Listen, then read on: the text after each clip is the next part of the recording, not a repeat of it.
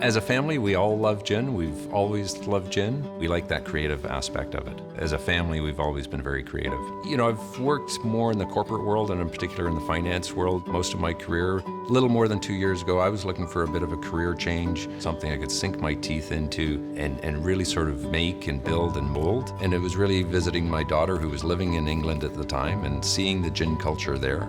I decided in 2008 to move to the UK for my university. And at the time, they were starting to get into this sort of craft gin movement in the UK. When my dad came to visit or when my brothers would come to visit, I would sort of create these schedules where we'd go around and visit as many distilleries as possible.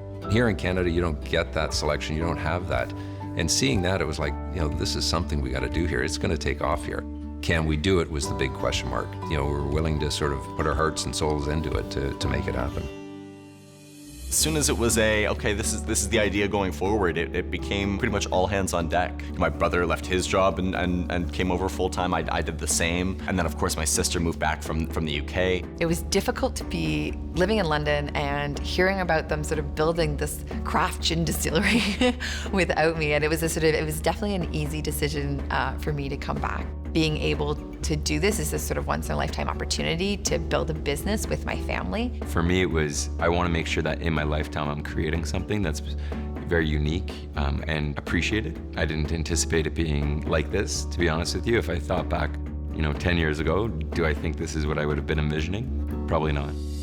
So we set up the company, we were working out of the dining room table for quite a while, and then it was this search for space. We spent about 6 months looking before we found this. The building itself is an old lighting factory, and it used to produce trucks for, I think, Labatt's and stuff in the 1920s. It was an empty canvas. We walked around as a family, and we looked around at all the corners, and we thought about all we could do. We wanted the space to be able to operate with as few people as possible, and as efficiently as possible, too. Whether it's tiling the floors, painting the walls, building the bar, installing the equipment, changing the lighting, we built this place from the ground up, the four of us, and with a lot of help, mind you, putting in 15-hour days, 7 days a week for a long time to get the space to where it was. I think it took us about 6 months to develop our primary recipe. We would come in and that one day would be grapefruit day, and there would be 25 different samples of different strengths of grapefruit that we would play around with. And so it was certainly labor intensive, but it was a blast. And really the cocktail world is our oyster with gin as our base. I love the gin that we've been able to produce. It took a lot of tasting, but we landed on a gin that I really like.